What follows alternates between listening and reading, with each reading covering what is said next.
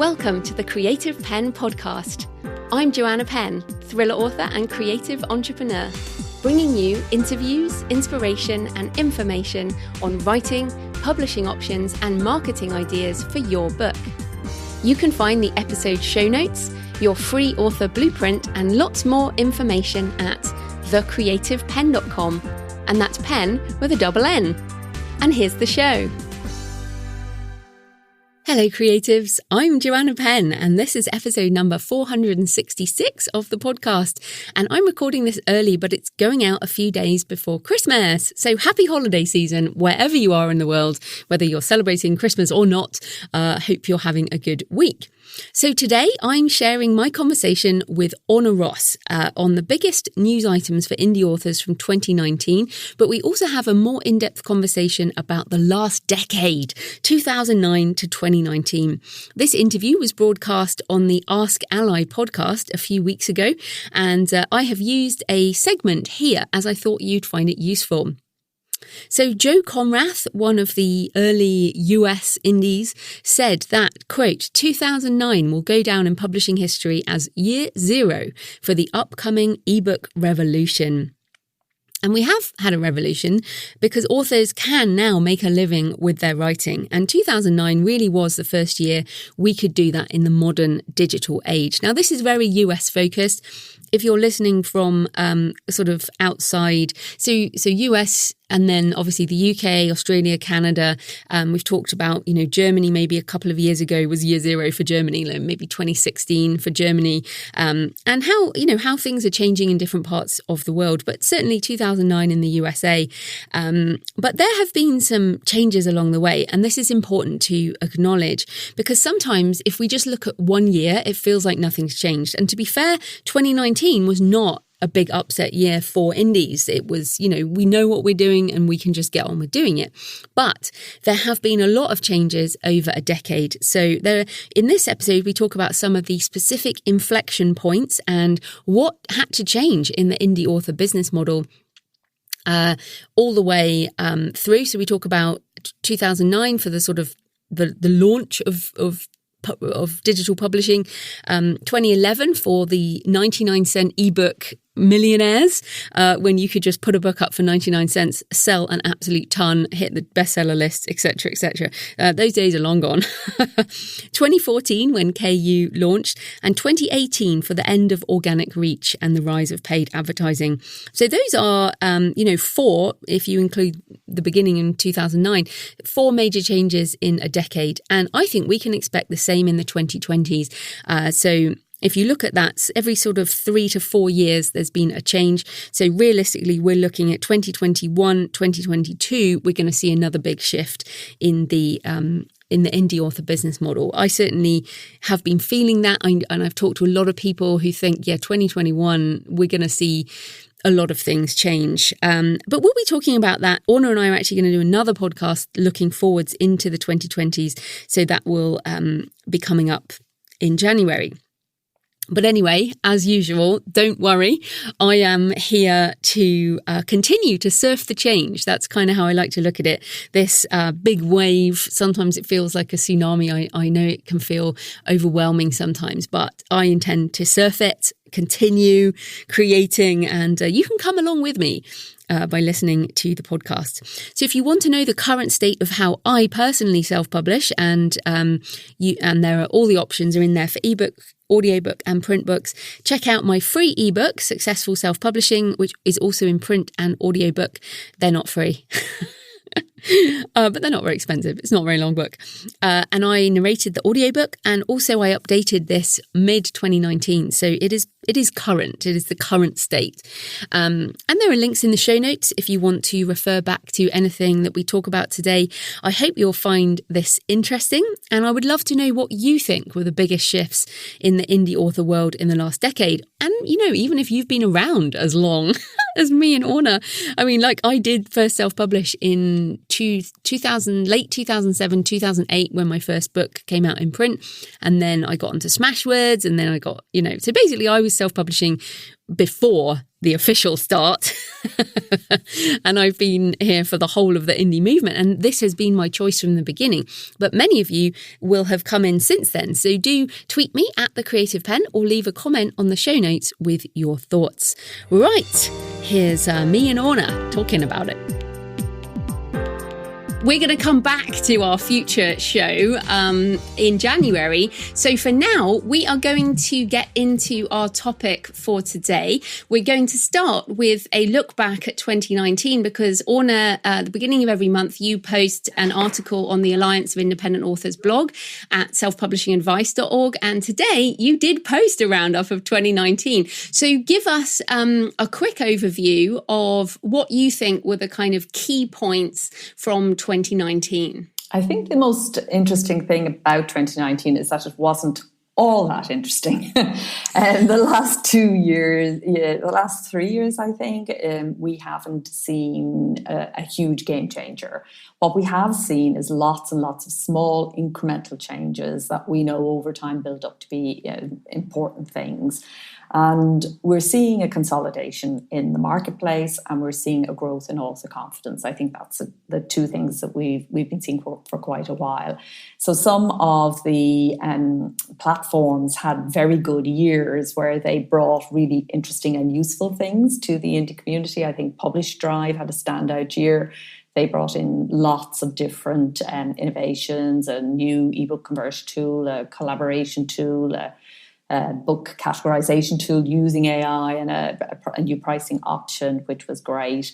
Findaway Voices in the audio world also had a great year. And now I think audio has kind of settled much more. There was not that long ago, indies thinking about audio only thought about Amazon ACX. I think now people are approaching audio very much in the way, and this ALLi recommends this, I know you do too, very much approaching with the same kind of mindset, which is non-exclusive and reaching as many people and as readers as possible. And with print, you do that by combining Ingram Spark and Amazon KDP Print. And in the audio sphere, you're doing it really with combining somebody like Findaway and ACX. So there are lots of things happening in the wider print world. From a UK perspective, we have watched our biggest chain bookstores, physical bookstores chain, Waterstones, transform itself in the last few years, down to the CEO who was brought in a few years ago to do that job and has succeeded in doing it, James Daunt, and he has now taken on Barnes & Noble, not instead of Waterstones, as well as Waterstones. So he's obviously a man with an appetite for work. So a big job.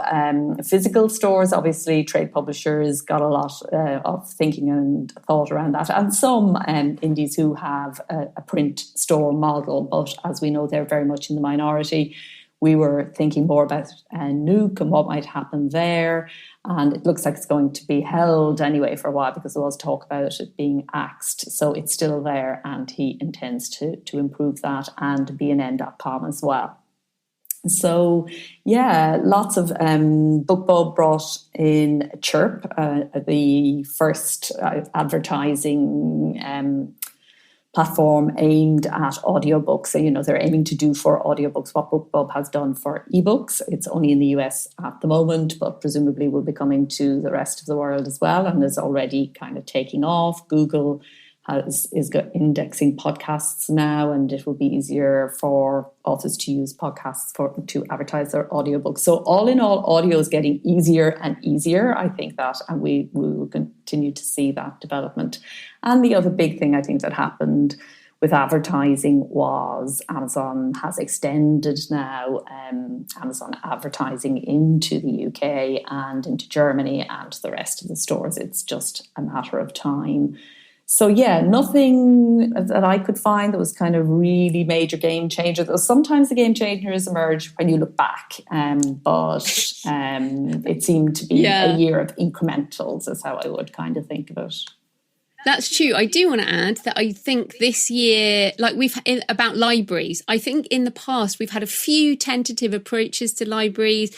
We thought when Overdrive went to Rakuten, which owns Kobo, we thought, oh, yay, library is going to take off. And then, we've had even Joe Konrath, like years ago, came up with a library thing. We've had selfie thing, but nothing has done much for libraries. But what I've personally seen, and I know a lot of other people have seen, is with Findaway, the distribution of audiobooks to libraries and the pay-per checkout model, which you can get through Drafter Digital and Findaway, means that you can say your marketing can be, hello readers, you can get my ebooks and audiobooks for free if you go to your library and ask them to request my back catalogue. And I'm seeing growth in library checkouts and sales because it's free for the reader to go and get it from the library, and it's much cheaper, especially because we've also seen one of the big publishers particularly deciding not to put books into libraries within the first couple of months because they want to maximize sales rather than borrows. So I think, for the library market, which I know is not like massively significant, but it's been so small for indies that this maybe has been a pivotal year for library borrows. I think that is right. And I think Kobo, Rakuten being in that space has made a difference, and that they, that again, like most of these things, it's slow build. Libraries don't make your fortune, but they are fantastic discoverability outlets, and real readers are there and borrowing. And there is research that proves conclusively that library borrows lead to sales for indies as well as in trade publishing, which has long been the case. And yes, there is that standoff between a number of publishers actually, and in the US libraries, and also some academic publishers and libraries as well. There's a kind of a copyright row going on, which to me doesn't make a lot of sense, I have to say, and which does represent a real opportunity for indies. And we love libraries, don't we? I mean, as totally. Authors, I think we all have a love affair and find libraries to be highly romantic places. So it's great. Yeah. We do. So big tip, everyone. First of all, go and request your favourite indie books into your local libraries, but also tell your readers to request their favourite books in libraries. So I think the more we can get the word out, the more that's going to help. Okay, so that is a great roundup of 2019. But what we're going to do now is step back in time and do a decade of indie, which I really got quite excited about doing, and spent some time preparing this today because I was like, oh my goodness, this is so exciting. Because I have, both of us have been around, this long. I know. The grand old dames of indie. I know, God, people call me like grandmother. I'm not a grandmother, whatever. It's fine being a grandmother, but I'm not a grandmother of indie by any means. But basically, I'm going to start off because we're not going to go through excruciating detail of a decade. What we're going to talk about are some of the highlights, but also some of the main inflection points in the indie author movement and the indie author business models.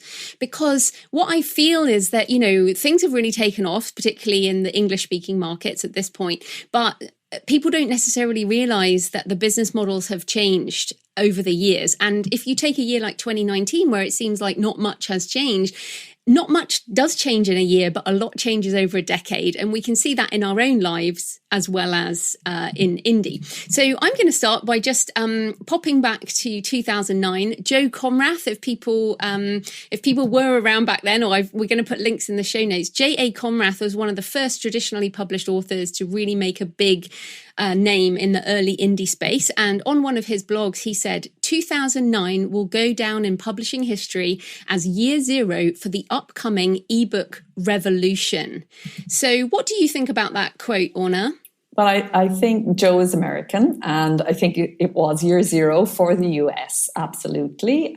Kindle, I think about 18 months before, 2008 was when Kindle came along, and it was 2009 when US authors began to really see the opportunities, and a lot of the opportunities in indie to this day, as we see with Chirp, break first in the US and then get rolled out into the rest of the world. And I think that was the year when it became viable to make a living as an indie author. And the early adopters saw that. And it definitely was driven by Amazon. And also the iPhone came along at that time.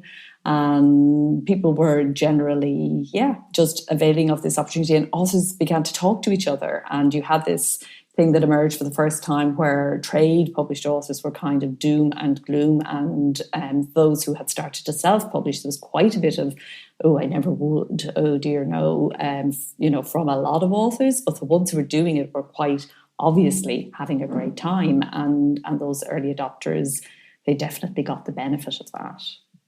Yeah, definitely. And although I self-published my first book in like 2008, 2009 was when I put my first book on the Kindle.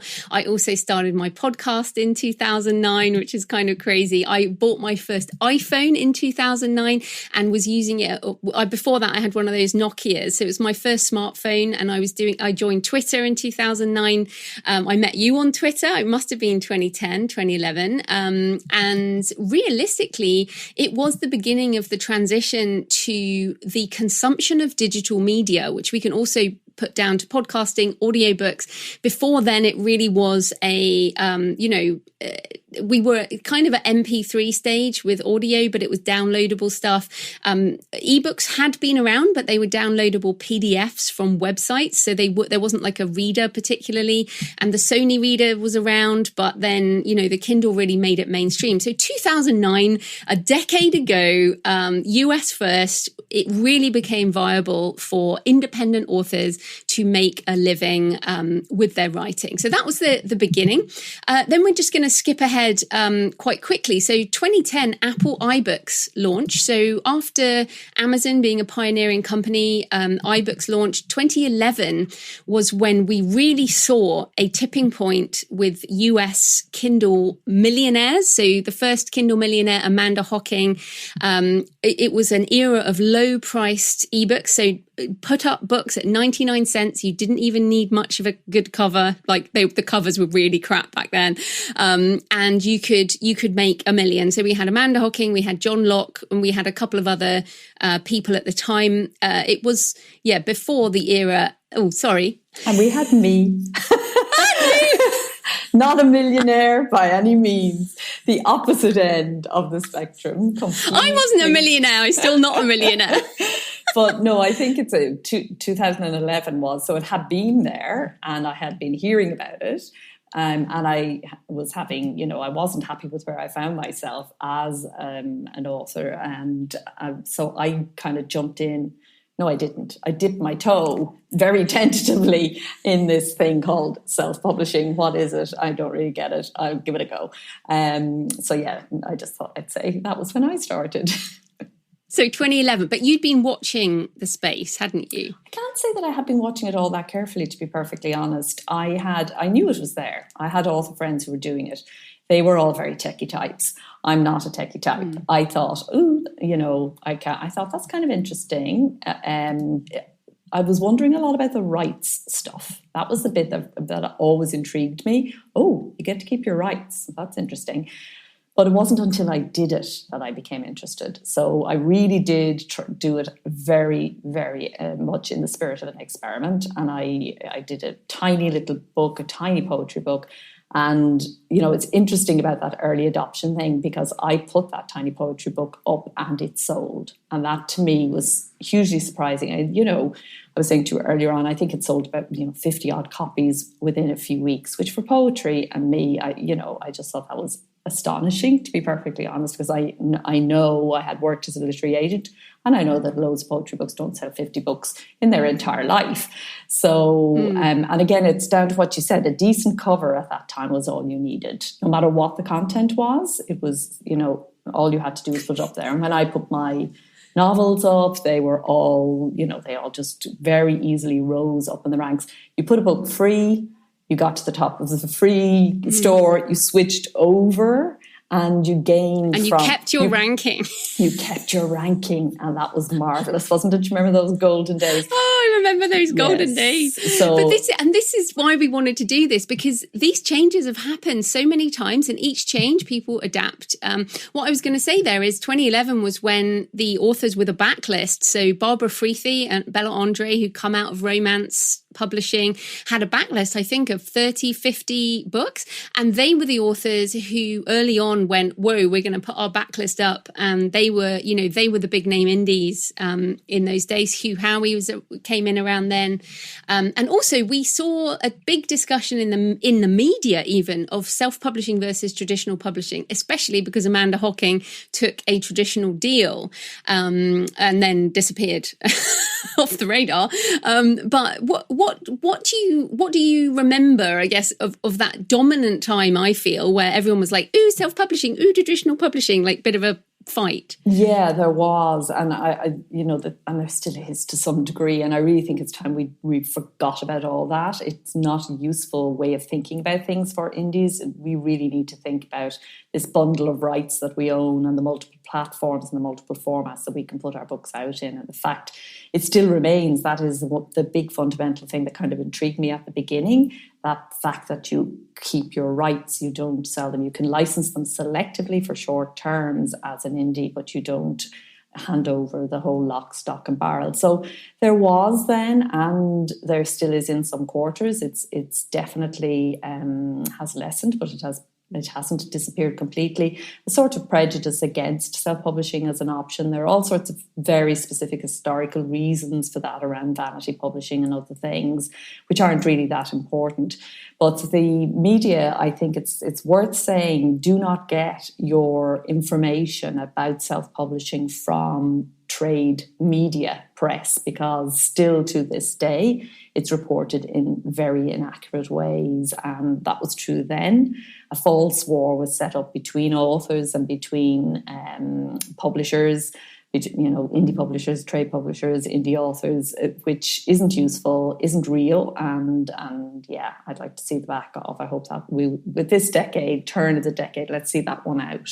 And I think the next biggest change, everybody would agree, was the launch of Kindle Unlimited. So in 2014, this was the next pivotal kind of big important move and a big important shift. So we saw Kindle Unlimited, which was Amazon KDP Select, changed really the way in which authors could publish and could market their books. And it was a subscription model. It was a good idea. You could see where it was coming from. The payment method was different it was done on pages read.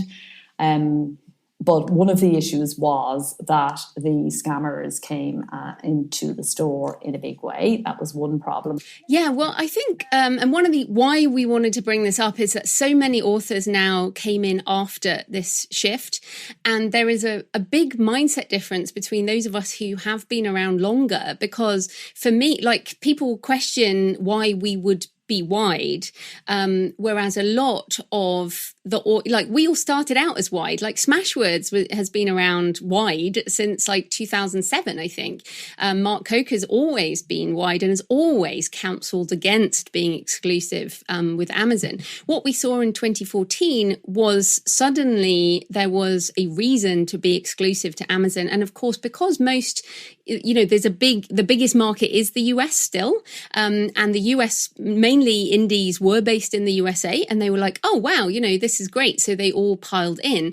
But then what we have seen since 2014 is incremental changes in various algorithms. And suddenly that became the dominant conversation amongst the, sort of growth in indie blogs and Facebook groups and various other things. So we wanted to point this out. Like, one, this was a significant shift. Before that we had, in the years before, we'd had Kobo writing Life Drafter Digital, ACX, we mentioned that, Ingram Spark. We had all these new companies that enabled people to go wide.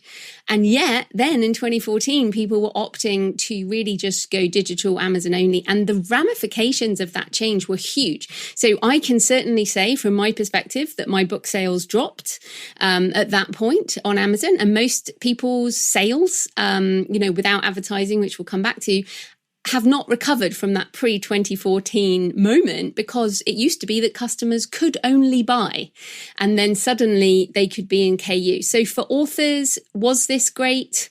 It's questionable, but all of these things are incremental change. Well, this was not an incremental change. This was a like a pivotal shift in the business model of being an indie. So any further thoughts on that? I think the answer is that for some authors it was good and for some it really wasn't. And then the question is it good for the community as a whole, which is a different thing. Again, we saw the early adopters who went in, who cleaned up. They did. Some people did really, really well at the beginning without having to do a whole lot. But going, KU now today is a very different place and space to the space that was there in 2014. Yeah, definitely. And I think the other thing that has changed, the conversation shifted from kind of trad pub versus indie, and then it became exclusive versus wide. So that's been the kind of dominant conversation between indie authors since then. And also a lot of misunderstandings about what these things mean. Like exclusive only means your ebooks, your print books can be wide, your audiobooks can be wide. But I think, we haven't stopped, things have not stopped changing with those algorithms since then. And we're going to talk in the next show about what might happen in the 2020s. But so that was 2014. Yeah, and there were only a few little things between then, and it was almost 4 years later before we got the next pivotal thing. So, we had Barnes & Noble pulled out of the rest of the world and to focus on their US business. They sold the UK Nook to Sainsbury's, who then sold it on at a supermarket, who then sold it on to Kobo, which was fine. And we had the merge of CreateSpace and KDP Print in 2018. That was a significant thing, but not as significant as Amazon ads. Yeah, so 2018 was probably the next big shift in the indie author business model. Up until 2018, you really could just load a book onto Amazon and have some kind of organic reach. And of course, the same had been true on Facebook up to probably about a year before that. You'd been able to build a business on Facebook without paying for advertising. So what we had 2017, 2018 was suddenly the pay to play model came in, and it was sort of September 2018, 2017, something like that, when the big name authors suddenly reported a massive drop in organic reach and also boughts. And the big discussion was suddenly, right, we have to do something. And certainly I've noticed this. You pretty much now, we are a decade beyond being able to upload a book to Amazon and expect it to sell. And you and I both hear from authors every day who think that publishing involves loading a book up on Amazon. And yes, that's true, but no one's going to buy it because no one can find it in the store. So this was possibly the biggest shift in terms of mindset to the independent author movement, because we had always been, up until then, under the sort of idea that you could just put stuff out there for free and have it sell. So that was a huge moment. I think people are still trying to come to terms with this and what you have to do. So what do you think about this, Orna? Well, I think one of the things that I believe is that, again, it's a discussion that there are various discussions in the indie author community that are had very publicly, and then they're taken as being true of the entire community, and they're not. And so what happened was that people who were kind of already successful, already selling books, came in on the ads thing and then went and ads worked. And then when ads stopped working so well for them, this becomes kind of the conversation and it is assumed that everybody's experiencing the same thing. And what actually is happening with ads is that in any business, you have to market, and in any business, you have to invest money and time in marketing. And the situation, I think, whereby you could just launch a book and put it out there and it would sell was never going to be something that would last forever. It is down to the early adoption thing. And the thing is that people didn't realize that, I think, and that led to a false conversation. And it's a false conversation that then everybody thinks is actually the conversation. And that's the problem that I see again and again. So there are lots of people for whom Amazon advertising is not their marketing of choice, who are selling books. There are other ways to sell books. And it's a big decision, to decide to do Facebook advertising or Amazon advertising. I saw an ad for a course recently that said advertising works. Well, yes, but it works in certain circumstances for certain authors with certain books, and that's not said often enough. So advertising is just it's just a way of marketing your books, and you have to have some way to market your books. And the attention that we pay, the way in which we have the conversation worries me. I think that's the thing I'd like to say more than anything else. So I think, when we consider it now, it's almost like if you wind the clock back a decade, you pretty much could do an ebook and upload it to KDP or Smashwords. I mean, because KDP was originally only for Americans, I did my first ebooks with Smashwords. So that was what we did first. And then, and it was you who got me back into print around 2014, I think. I wasn't even going to bother with print. And then, as you say, where we are now, if you look at what's happened, we have had a huge expansion. And yes, it's been incremental, but there's been an expansion of opportunities for what we can do as independent authors. We can do ebooks in every country in the world. We can do print books in pretty much every country in the world. Print on demand. We can do audiobooks all over, like in a lot of different countries, all over, probably everywhere, through Findaway and various places. So, and then we can also do licensing. Many authors are now doing foreign rights licensing. We can reach people through all these different mediums, through the internet. We can make a living with our writing. So all of that has happened, but it's almost like it's happened bit by bit by bit. Whoa, look at it. And now we've got so much choice. That's why it can be confusing. Absolutely. And though in some ways, somebody who's starting off now, coming in now, sees 3 formats: ebook, print book, and audiobook, and a variety of platforms. And you can choose to, go, of course, exclusive to any player, or you use a distributor to take you wider than that. And so it isn't all that complicated now if you're coming in right now. I think the people who've had it most complex actually are the people who joined in the last 2 or 3 years. So, the most important thing for me as I kind of sit here and observe things is how hugely the confidence in the author community has grown. And I think we cannot underestimate the effect that that's going to have in the next 10 years. And we're not going to talk about the next decade because that's the subject of the next show. But I do think that's the thing that, as I look back over the last 10 years, as I think about myself 10 years ago, where I was on the floor, actually, not knowing where to go next, feeling really stuck, because a lot of indie authors who have come into the space now don't remember the dark ages when you only could publish through a trade publisher. And if you had gone through a trade publishing deal and it hadn't turned out the way you wanted it to turn out, you really were in a very difficult place. Or if you couldn't get a publisher, the number of books that we lost in those years because authors just were stopped from going any further. So for me, that publish me please desperation that used to exist then, very understandably, that's still there a bit for some authors who want validation more than they want, production or publication. It's still there a little bit, but back then it actually had a grip of our throat, and authors were going into a negotiation with a rights buyer, a trade publisher, in a very weak negotiating position. You basically took whatever they offered, and they didn't offer very much. So all of that's changed so completely, and I love that. That's the thing that, to me, is the biggest and most important thing that has come out in the last 10 years.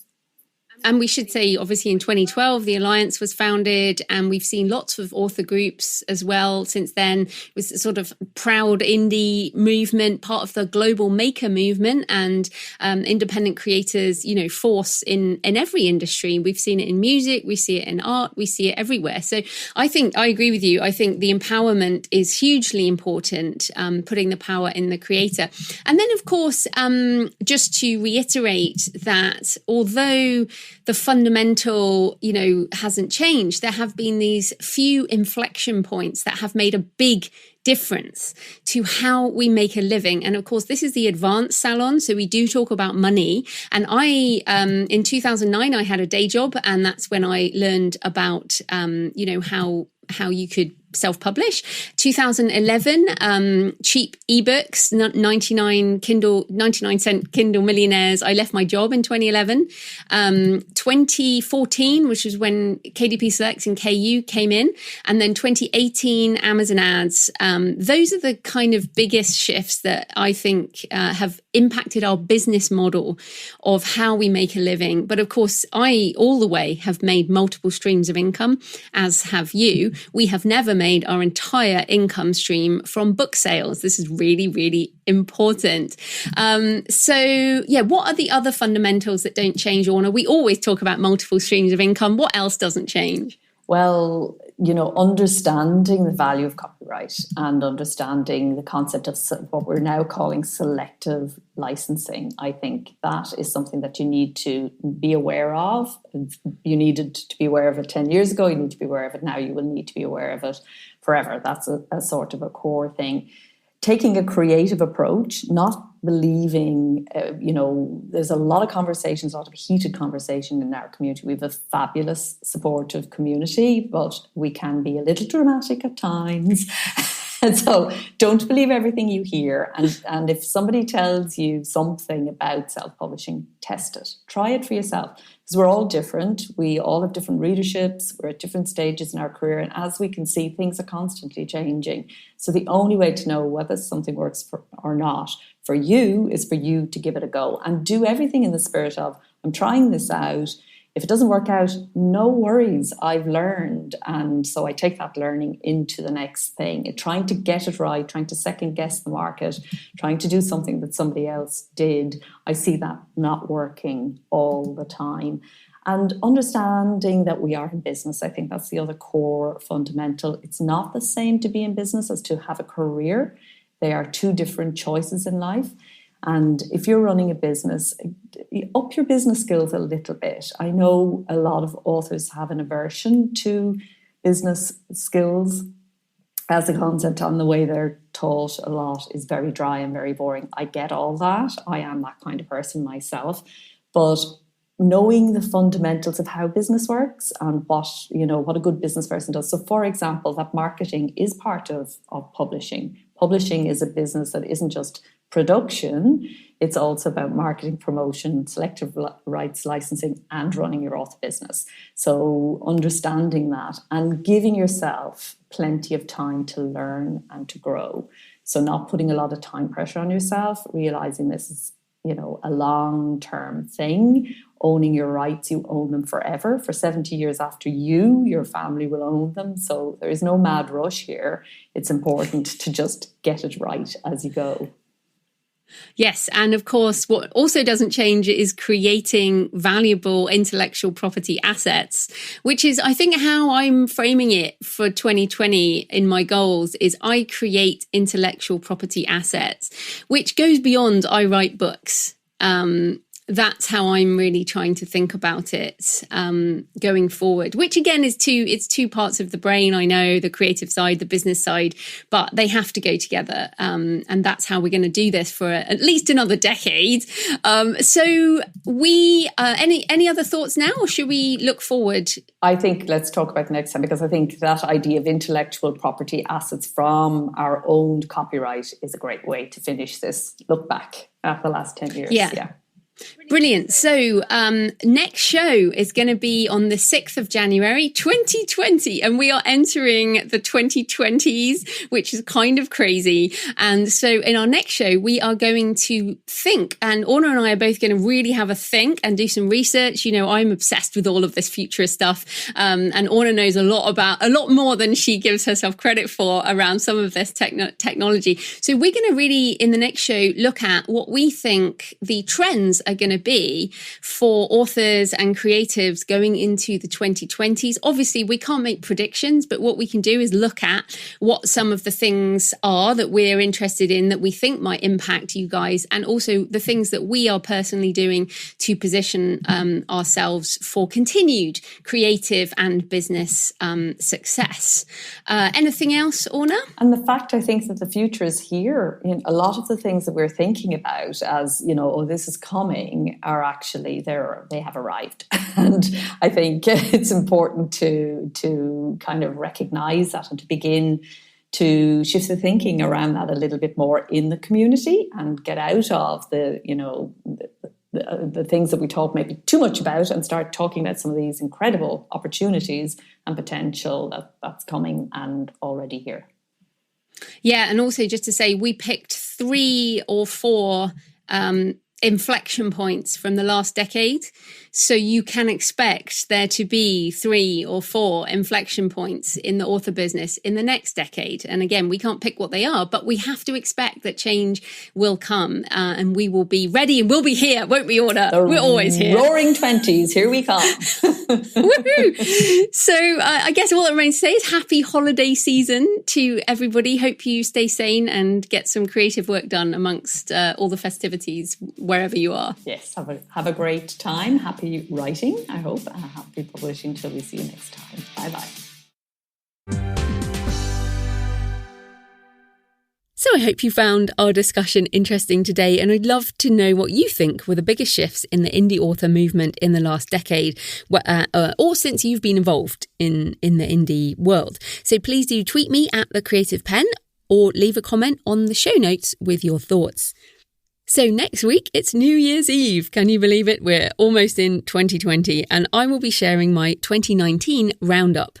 Did I achieve the creative goals I shared on the 1st of January 2019?